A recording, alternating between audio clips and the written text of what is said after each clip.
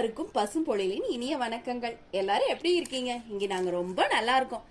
என்னடா திணை செடி மாதிரி தெரியுதுன்னு பாக்குறீங்களா? திணை செடி தாங்க. கால்சியம், புரதசத்து, நார் சத்து, இரும்பு சத்து நிறைந்தது இந்த திணை. திணை அப்படின்னாலே தேனும் திணை மாவும் தான். நாவல் அப்படியே எச்சில் ஊறுதுங்க. எலும்பு மற்றும் பற்களை வலுப்படுத்துறதுக்கும் தசைகளை வலுப்படுத்துறதுக்கும் இந்த திணை பெரும் பங்கு வகிக்குது. வயிறு மற்றும் குடல் புண்களை சரி பண்றதுக்கும் சர்க்கரை நோயை கட்டுக்குள் வைக்கவும் நோய் எதிர்ப்பு சக்தியை அதிகரிக்கவும் இந்த திணை பெரும் பங்கு வகிக்குது. மனிதர்களுக்கு மட்டும் இது உணவா இல்லைங்க, பறவைகளுக்கும் இது உணவா பயன்படுது. எங்க வீட்டுல நாங்க வளர்த்திட்டு இருக்கிற லவ் பேர்ட்ஸ் இன வகையை சேர்ந்த ஃபின்ச் குருவிகளுக்கு திணை தான் உணவு. இந்த திணைய அவங்க சாப்பிட்டுட்டு எப்படியும் கொஞ்சம் சேதப்படுத்திடுவாங்க. அதையெல்லாம் கூட்டி பெருக்கி இங்க கொண்டு வந்து போட்டு தண்ணீர் தாங்க தெளிச்சு விட்டோம். 2 மாசம் இருக்கும். எப்படி வளர்ந்துருக்கு பாருங்க. அடியுரம் நாங்க தரவே இல்லைங்க. மண்வளம் இல்லாதனாலதான் செடிகள் ஏற்ற இறக்கத்தோட வளர்ந்துருக்கு. சிறு தானியங்கள்ல எல்லாமே அற்புதமான மருத்துவ குணங்களை கொண்டிருக்குங்க. சிறு தானியங்களை பற்றி நான் படிச்சு தெரிஞ்சுக்கிட்டத உங்ககிட்ட பகிர்ந்துக்கிறதுல எனக்கு ரொம்ப சந்தோஷங்க. கம்பு உடலுக்கு தெம்பு, திணை இதயத்திற்கு துணை.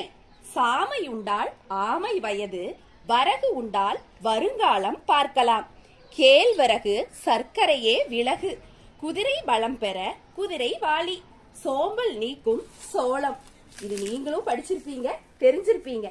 கண்டிப்பா இந்த சிறுதானியங்களை உணவுல சேர்த்துக்குங்க. உடல் ஆரோக்கியம் பெறலாம். சரி, இங்க கதிர் முற்றி இந்த செடிகள் இருக்கே, இது என்னவாகும் அப்படின்னு யோசிக்கிறீங்களா? எங்க வீட்டுக்கு நிறைய சிட்டுக்குருவிகள் வருவாங்க. அவங்க என்ன பண்றாங்கன்னா இந்த கதிர்களை எல்லாம் வளைச்சு சாப்பிடுறாங்க. அவ்வளோ அழகா இருக்கு பாக்குறக்கே. புகைப்படம் எடுக்கலான்னு நான் எவ்வளவோ முயற்சி பண்றேங்க, என்னால முடியவே இல்லைங்க. ஏன்னா நம்மளை பார்த்து பயந்து அவங்க ஓடிடுறாங்க. முயற்சிகள் தொடர்ந்துட்டே இருக்குங்க. கண்டிப்பா நான் புகைப்படம் எடுத்தேன்னா பதிவேற்றம் பண்றேங்க. நீங்களும் பார்த்து சந்தோஷம் அடையுங்க. இந்த திணை செடிக்குள்ளேயும் சாமை விதைகள் கலந்திருக்கு பாருங்க. சாமை செடியும் நன்றா வளர்ந்து எப்படி அழகான கதிர்களை கொடுத்துருக்குன்னு. நம்முடைய அலைவரிசையை நீங்க முதல் முறையா பாக்குறீங்கன்னா சப்ஸ்கிரைப் பண்ணுங்க. இந்த பதிவு உங்களுக்கு பிடிச்சிருந்தா லைக் பட்டனை அழுத்துங்க. உங்களது மேலான கருத்துக்களை கமெண்ட் பாக்ஸ்ல பதிவிடுங்க.